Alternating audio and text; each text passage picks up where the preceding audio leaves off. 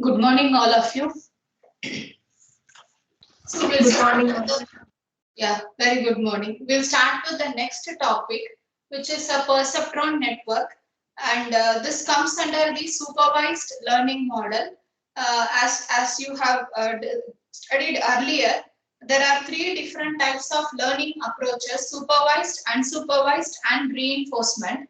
In case of supervised, what happens is, along with the input data, the target values are also given, and then the network tries to match its output to the target output.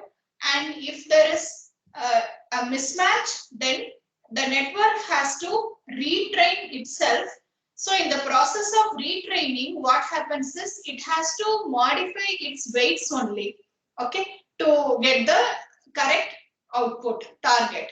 Okay, so this can take several iterations, not just one iteration. It can, sometimes it may end up with one iteration, sometimes it may go on to multiple iterations also till it converges with the target value. Okay, so for example, in the earlier classes, I have discussed one example of salmon and sea bass category. Here there is only a two category binary. That means the fishes will be classified either into salmon or into sea bass. So by looking at the fishes, when the fishes goes to the conveyor table, what happens is the images captured at real time, and then the length width property of the fishes are quickly estimated from the image. So here the features, what it means is the attributes that are contributing to the differentiation or classification of the given object. Those are essentially called as the features, and then those features are extracted from the image. So when you extract the features, what we have to do is, those features are now considered as the input. Okay, the features that is being extracted are considered as the input. So in case of the fishes, actually these features are subject to the user. That means depending on the object. If it is oranges and apple, then I can use color and texture. If it is gooseberry, pepper and orange, then size will be my important feature plus the color. And in case of fishes, my length and the width.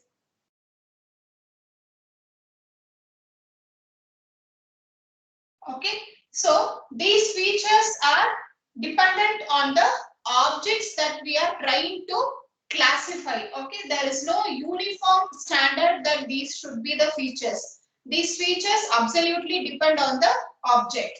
Okay, so based on the object, we have to identify the features and extract the features. Now these features form as the input. These features form as the input, and then I have to define the output. In case of salmon and sea bass, I have only two categories.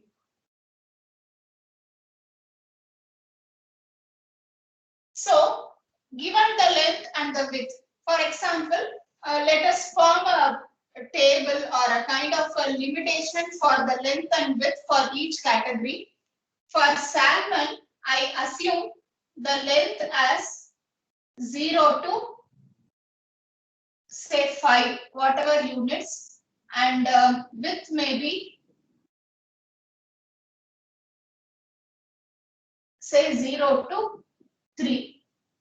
And then for sea bass, length I am assuming it is 6 to 9, and width I am assuming 4 to 5. Okay, so that they don't overlap. I have conveniently taken in this case so that there is no overlap. Sometimes a overgrown salmon and a baby sea bass can overlap. That is an exception case. Here conveniently I have taken like this. Okay, so I can give my input for some sample data. I have now some sample data, the length and the width. Okay, I am writing length and then I am writing width.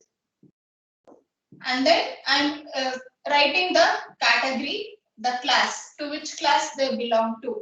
Okay. So suppose if my length is 4 and width is 2, and I'm writing this as category 1 and this as category 0. So I will write 1 here, and then say length 3 and then width 2, category 1. Similarly, I write some more data for salmon. Then I come to the C bus. So for C bus, I will write now length as 7, width as 5, and then class 0, and then 7, 4, 0, and then 6, 5, 0, etc. Some more data I have. So now this information is basically called as the data set.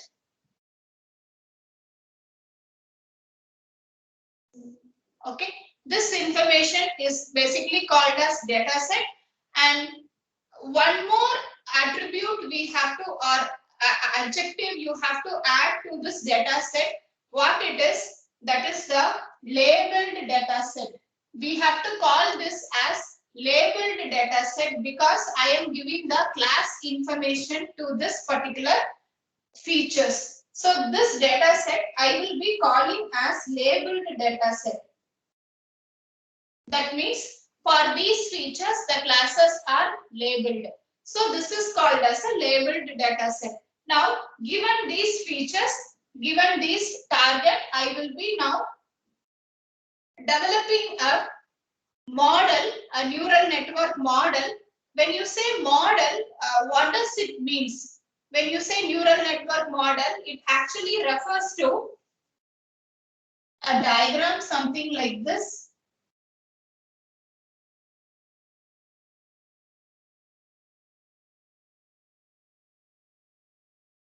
So here I have two inputs. What are the two inputs here?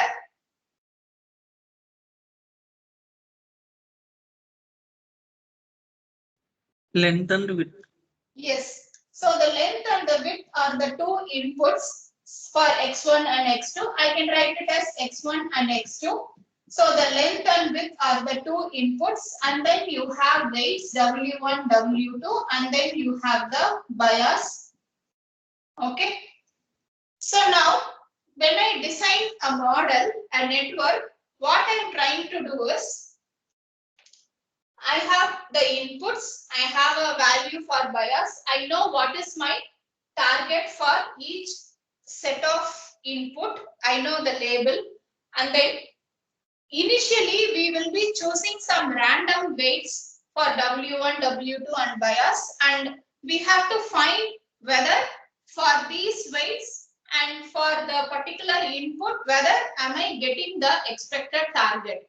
If I am getting the target, fine, it is done. Suppose if it is not equal to the target, then we have to modify the weights in such a way that we are getting the target. So this will take several iterations. So finally, when your output y is equal to the target t, we stop calculating the weights. That means the network has reached the convergence. So we stop calculating the weights, and then we are here the model parameters. When you say the model parameters, they are nothing but the weights and also the threshold value what you are deciding to be to achieve the class 1 or class 0 for a set of inputs. So here when you say the model, you are designing a network, it is actually you are choosing how many neurons I want. Okay, how many input neurons. Basically, in the you would have studied earlier, there are several types of neural network: feed forward,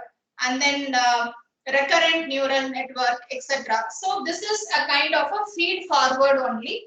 We are not discussing recurrent. Recurrent comes later at LSTM in the third unit. So this is a feed forward only, and this is a single layer because there are no multiple layers. So this is a single layer. So here our input is considered as just input. Though we call this as input layer, this x1, s2, x2, etc. up to xn, though we call it as input layer, there is no processing happens. It just accepts the input and passes on the input. So this is an input layer, but actual processing happens only here. So this is only called as a processing layer. Wherever you have the processing element, that is called as a processing layer. And fortunately, this is also called as the output layer because the processing element gives the output. So here there is only one layer that is doing all the operations. Suppose if I have a hidden layer in between, then you have an input layer, hidden layer, and then an output layer. Okay, so in the design of a neural network model, what we have to do is how many input layers, how many input neurons are required in the input layer. Since I have considered length and width, only two parameters for determining the classes of the fishes, I am taking only two neurons. Suppose if I have weight or color or texture, and in that case it will become 5. So along with length and width, color, texture, weight. So I will have a 5 inputs. Okay. Likewise, 5 weights for corresponding input, and then it goes to the processing element, etc. Okay. So whenever you say we are designing a network, it is actually how many inputs we are going to define, and then how many hidden layers we are going to define, and then finally what activation function we are going to use such a way that it will classify. If it is binary, then you can use a binary a threshold that is greater than this or less than this threshold value we can give.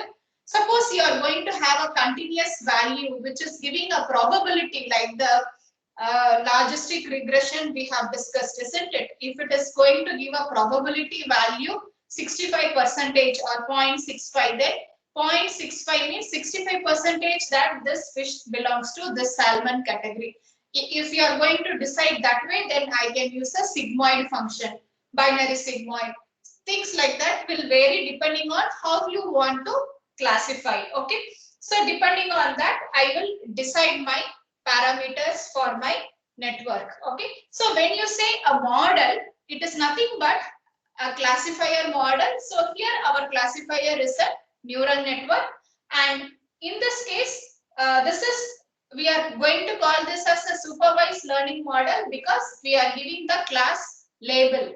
So what we are going to do is we are going to train the model or make the network learn. Network or model you can use interchangeably. So what we are going to do is we are going to give the input and we are going to give the class label, and then based on that we are going to do the weight updates, and then we are going to check whether the network is giving me the expected target or not.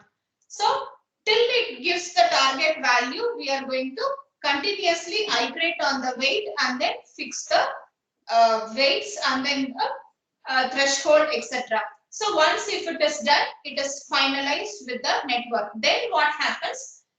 Now this data is the training data that you have used to develop your network. Now to test whether your network has learned properly, what we have to do is we can give an unseen data which is not a part of this, and then we can just check the network, because if you give a wide range of data, then the network will try to match with all the combinations that are possible and it can learn. So any combination of an unseen data if you give, it can try to learn and then give an output. So that is the idea of a supervised learning approach. Okay. So now let us see one example. Once again, we will take the AND gate, and then we'll see how we can use a perceptron network for an AND gate. Perceptron network is the very oldest or earliest architecture for a supervised learning, and based on this perceptron network only we are going to discuss a multi-layer perceptron, and then even in the deep learning architecture it is also called as a multi-layered perceptron network only. Okay, the basic model of a deep neural network is also an example of a perceptron only. Okay, fine. So now let us start with the AND gate example.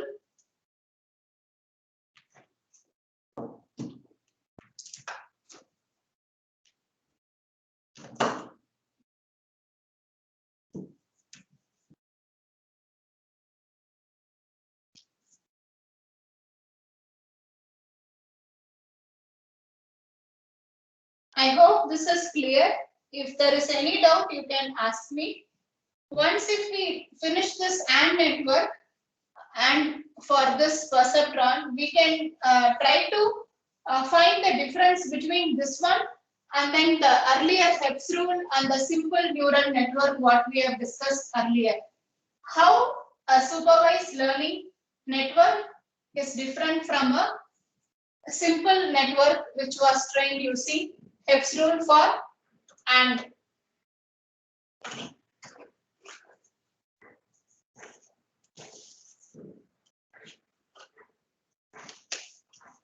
So here once again we are going to take a bipolar input and a target only.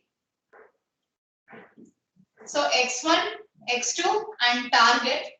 x1 is 1, x2 1, target 1. Then 1, minus 1, minus 1, minus 1, 1, minus 1, minus 1, minus 1, minus 1.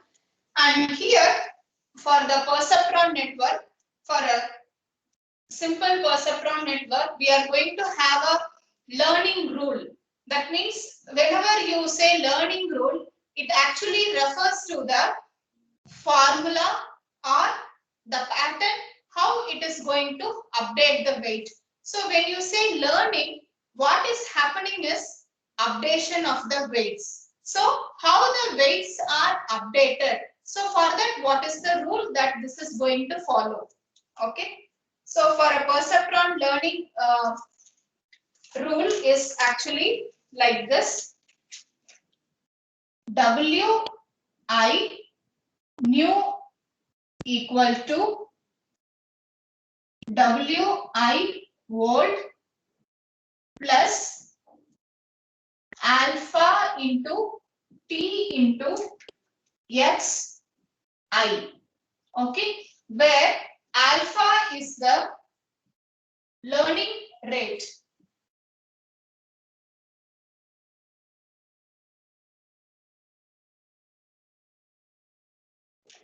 And T is the target. In the earlier case, we have used Y in the Hep's rule. Wi volt plus Xi into Y. Instead, we are rewriting as alpha into T into Xi. Xi remains the same. This T is nothing but Y earlier, and now we have introduced alpha newly. This learning rate is a parameter which will actually tells us how fast the network learns. So this alpha will be varying from 0 to 1. Okay. So if you are keeping a value closer to 1, then you are telling the network to learn fast. That means in one iteration or in one epoch, epoch is like an iteration only. In one epoch, it will learn the inputs and the target to match.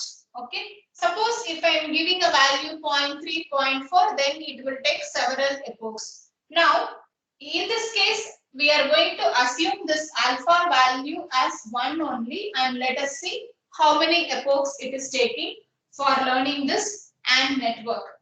And then the activation function y equal to f of y in, we are going to define like this.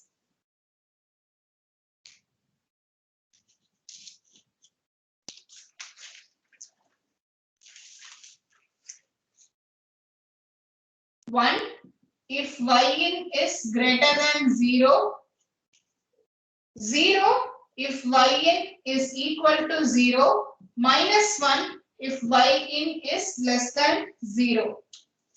That means only if y in is a positive value and above 0, then it will be given as 1.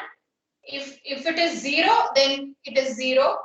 if it is a negative value and if it is less, if the magnitude is less than 0, then it is giving us -1. Okay.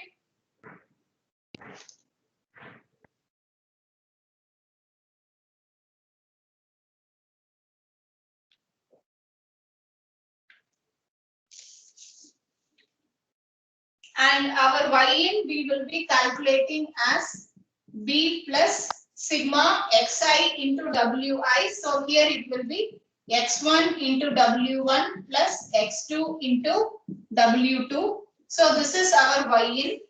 And let us take initial weights w1, w2 and b all equal to 0. w1, w2 and b equal to 0. And this threshold, this is nothing but the threshold theta. And alpha we have assumed as 1 initial value, and alpha is not at all going to change. So my value for alpha is 1 throughout the entire calculation process. Okay. So now what we are going to do is we are going to substitute we are going to calculate the y-in. So for calculating y-in, the initial b value is 0, the weight is 0, and w1 is 0, w2 is 0. Though x1 and x2 have 1, 1, since w1 and w2 are initially 0, it will give me a value 0 only. Okay. So when y-in is 0, f of y-in, it will give me 0 only for the first input. For the first input, if I take like this,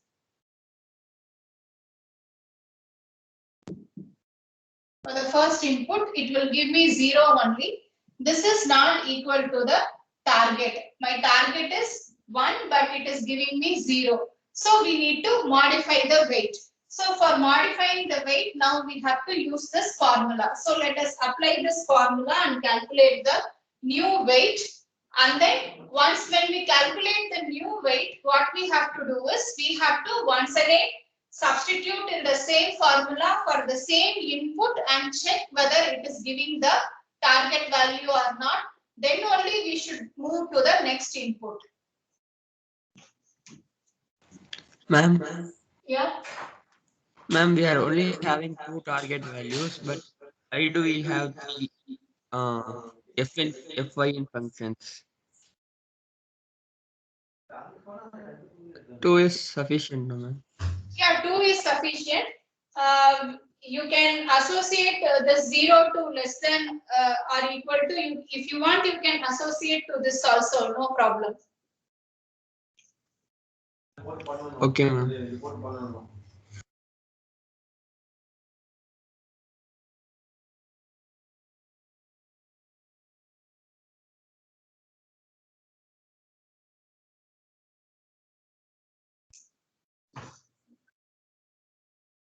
But why we have taken is, suppose now it has given 0, isn't it? Now for the first case it was giving 0, but target is 1. So we can say that target and the y are not same. Suppose for the rest of the 3 cases, if it is giving 0, and if I put it into the if I don't keep 0 as a separate category, if I associate 0 to the less than 0 category, then 0 and -1 it will show as same. So to distinguish that, but that is not same, isn't it? So to get the correct weight and to get the correct target, to learn properly, we have distinguished in this case. That is the idea.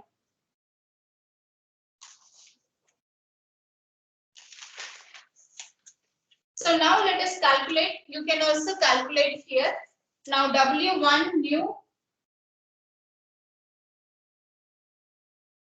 equal to W1 volt is 0 plus alpha is 1, target is 1, xi is 1, so it is giving me 1, and W2 new will be once again the same thing.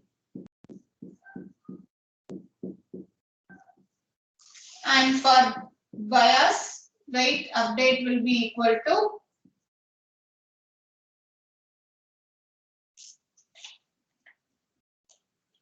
And for bias, the input is 1 only by default. So 1, 1, 1. So it will give 1 only. So now new weights are W1, W2 and bias. All the new weights are 1. So now let us calculate Y in once again and see. So B is 1, 1 plus X1 into W1 plus X2 into W2. So it is giving me a value 3, which is greater than 0. Okay. As per the threshold what I defined earlier, if my Y in is 3, my F of Y in will be 1. Right? My Y in is 3. So my F of Y in will be 1. So this F of Y in is my Y and that is equal to the target. So it is matching. So this weight 111 can be considered as the proper weight for learning this particular set of input. Now for the next set of, to make the network learn for the next set of input, we have to take these new weights as the initial weights and then we have to check whether it is giving the target value or not. Okay. Is it clear? So now can you calculate Y in for the next input? 1 and minus 1.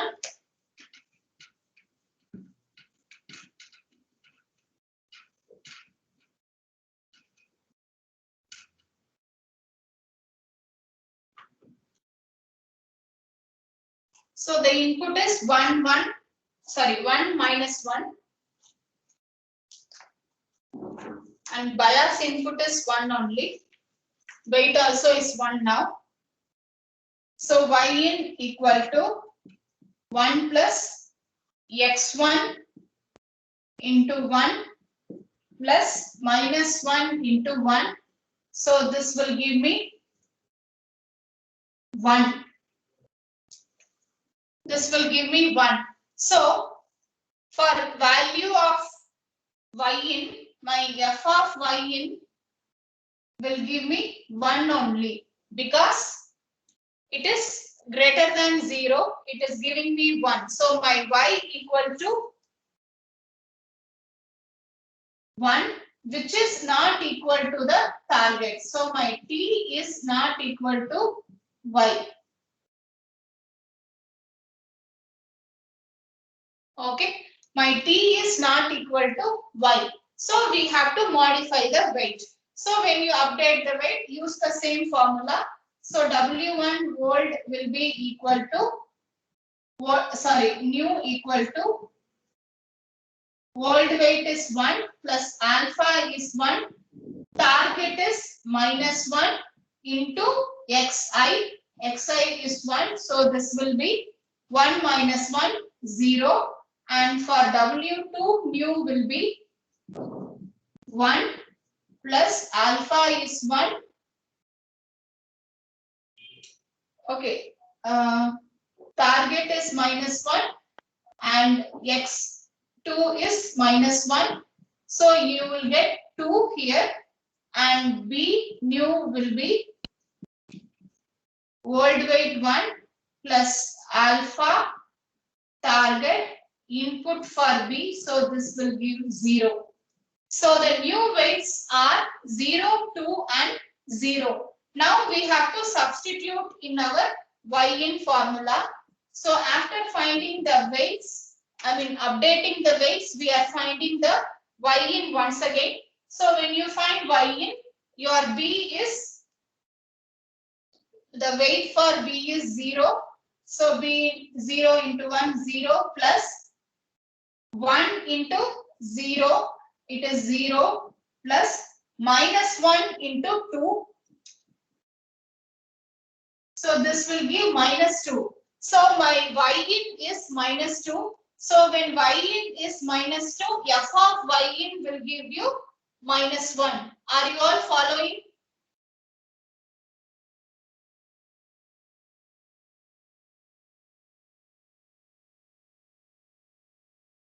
Yes, ma'am. Okay. So here y in I am getting as -2. So when y in is -2, f of y in will be, as per the threshold what we have defined, f of y in will give -1. That is my y, and that is equal to the target. Okay. So now the weights what you have calculated 0 to 0 for the second input is giving the correct target. Okay, that means the network is able to learn the second input pattern and it is able to give the correct target for the updated weights. Similarly, you have to do for the rest of the two. Can you do it quickly?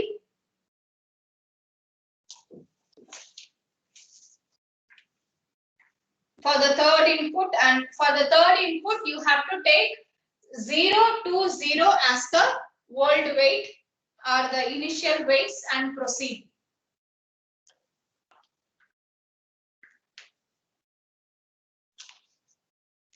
So can you do this quickly and tell me the final weights?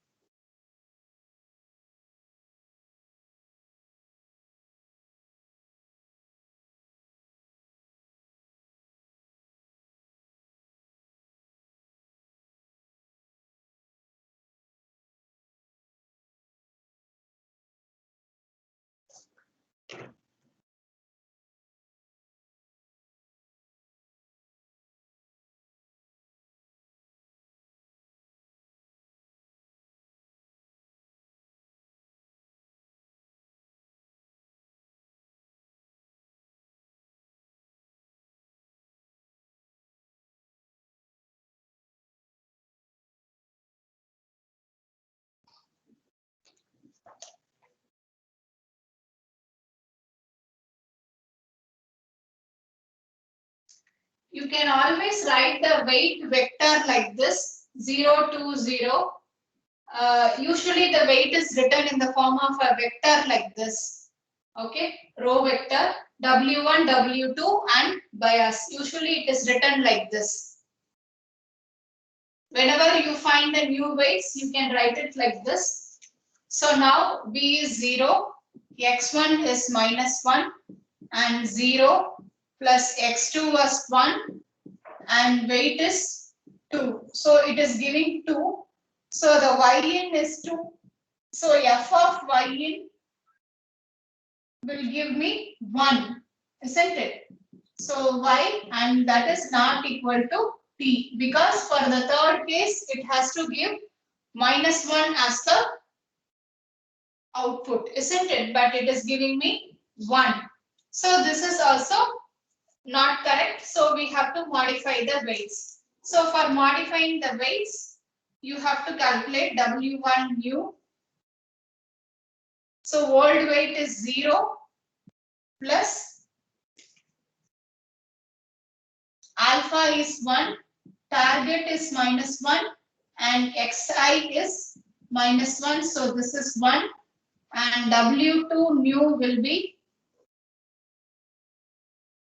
old weight is 2 plus alpha 1, target is -1 and x will be 1. So this is 2 minus 1, it is 1 and then B new is equal to old is 0 plus alpha, target and input, so that is -1, 1, 1, -1.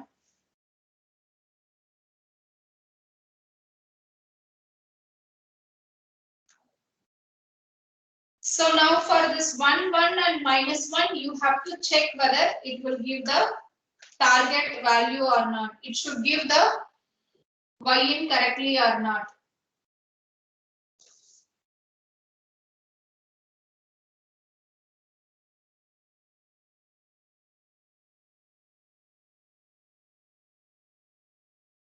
Actually, you can do at this stage or you can do after finding the fourth weight also. We'll go for the fourth input.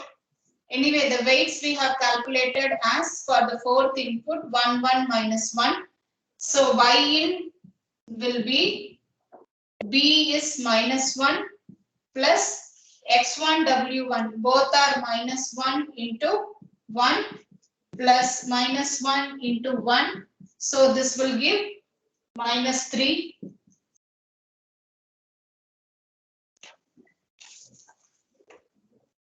So this is minus 3. So f of y in, it will give minus 1 since it is minus 3, and this is equal to the target.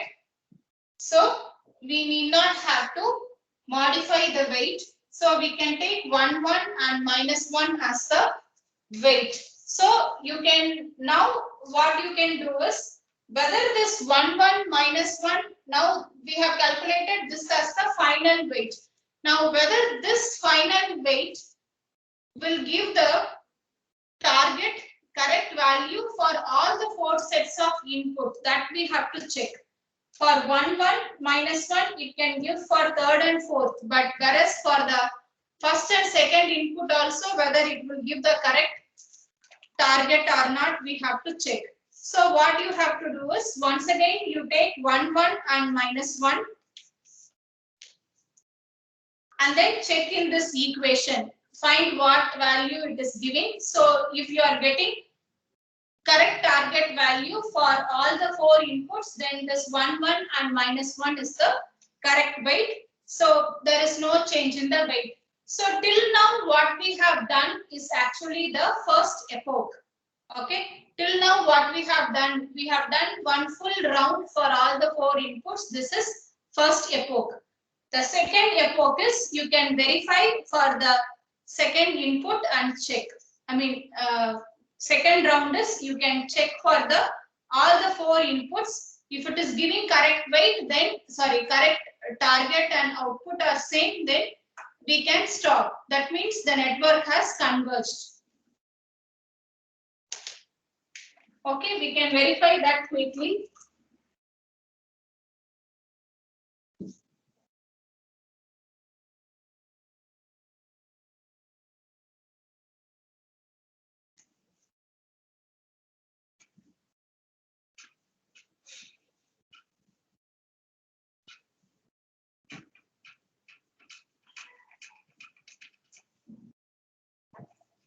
Can you do that quickly?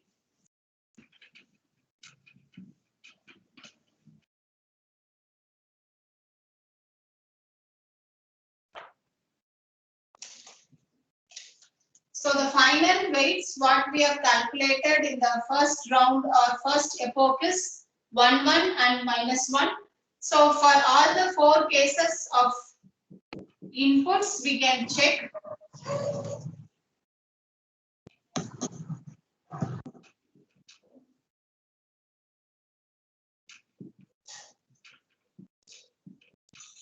So we can check for all the 4 cases, x1, x2 and t.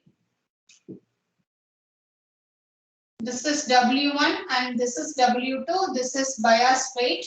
So Y in equal to B plus X1 Y1 plus X2, X1 W1 plus X2 W2.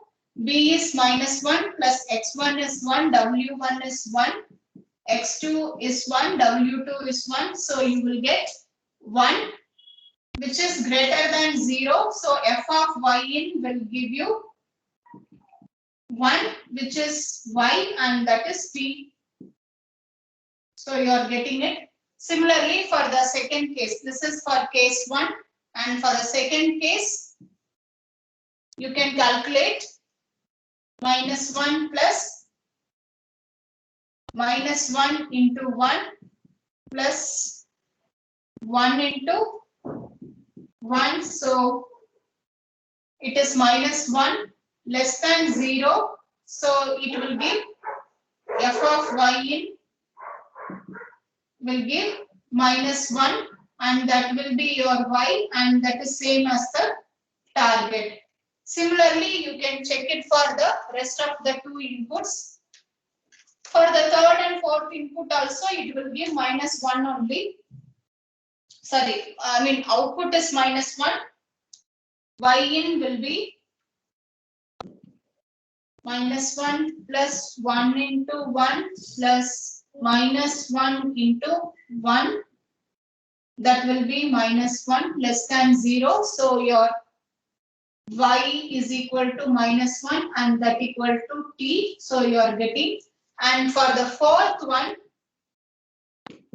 is -1 plus -1 into 1 plus -1 into 1. You will get -3 less than 0, and therefore your y is equal to -1 and that is equal to t. So you are getting the target. So you are getting for all the four cases. So the final weights are 1, 1 and -1. So in the equation of the line, x2 equal to minus w1 by w2 into x1 minus b by w2. In this equation, if you substitute, you will get minus x1 plus 1. So now this is the linear separator line, which will separate the positive and the negative responses of the AND. Okay.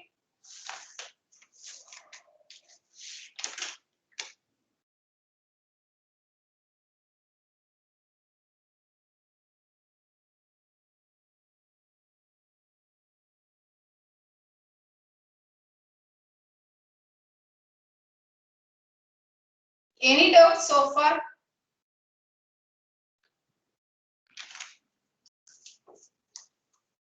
So we'll stop here for today. So this is a simple perceptron network, and and similarly you can try for OR function by changing the initial weights. I can tell you the initial weights. You can try that as an exercise. Did you try the last class exercise? I gave you the pattern L and U. Did you try that? What is the weight that you got?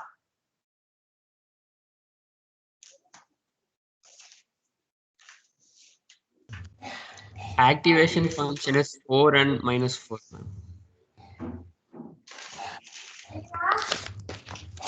Yeah.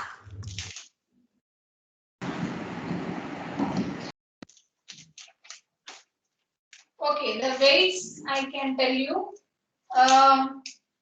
For W3 and W6, you will get -2. For rest of the weights, it is 0 and B is also 0.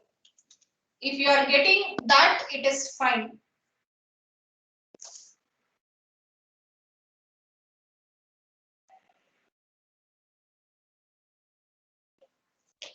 Okay.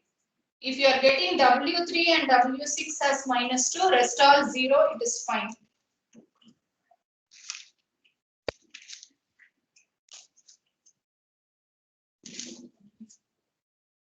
So in the next class tomorrow afternoon, we will be having 2-hour slots. So I will try to take for 1 hour for the back propagation. Then rest of the time you can try the perceptron network using this model in the Python program.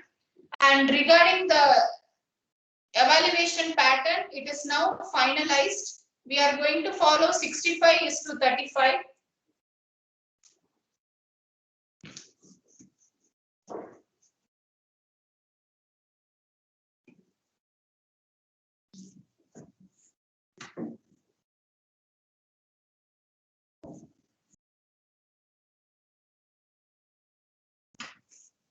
Since ours is a lab-based elective course, we are giving weightage for the project in the continuous assessment.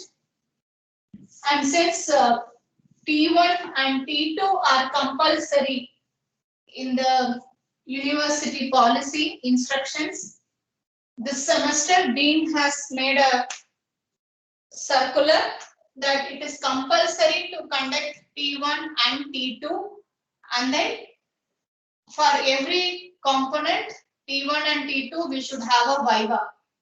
So that is compulsory. So what we are planning to do is we are going to follow 65 and 35. So in the internal 65, the continuous assessment is 45, T1 is 10 and T2 is 10. So in this 45, this will have 3 quizzes. So for 3 quizzes, each quiz 5 marks will be the weightage and 30 marks will be the weightage for the project. Okay, and the quiz will be conducted for 10 marks and it will be reduced for 5 and project will be evaluated for 30 directly. Okay, so whether we will do 2 evaluations or 1 evaluations, that I will let you know later once when we finalize the project topic and then the teams, we will go through the abstract, then we will decide. Okay, and for T1, T2, 5 marks for the exam and then 5 marks for the Viva. Both T1, T2, 5 marks for exam, 5 marks for Viva. So how this 5 marks will be, I mean, how the T1 will be conducted, whether it is descriptive and then for how much mark you will be writing and then it is reduced to 5, that part I will let you know. We are still discussing. Okay, so whether it is descriptive or objective and for how much marks we have to conduct, that I will let you know. But the duration is specified as 1 hour for the periodical test. And then coming to the external component, all these are the internal component. Coming to the external component, 35, exam is for 15 marks weightage and then Viva is 20 marks weightage, and since the duration is specified as 1.5 hours, it will be fully descriptive. Definitely it is descriptive. You have to write and upload as you have done last semester. Write, scan and upload. So since it is 1 hour 30 minutes duration, we are planning to give for 30 marks and then 15 marks we will convert, take the weightage, and Viva is 20, so together 35. Viva will conduct for 20, take it for 20. There is no reduction for Viva and the project. Okay. So only the T1, T2 for how much mark we will conduct and the descriptive, how many questions will be given. Whether it is descriptive or it is objective, that part we have not yet decided because we have 3 quizzes also objective type. So whether T1 also objective or not, we are still under discussion. So we will let you know. Okay. So that's it. So thank you all. We'll meet tomorrow afternoon. Have a good day.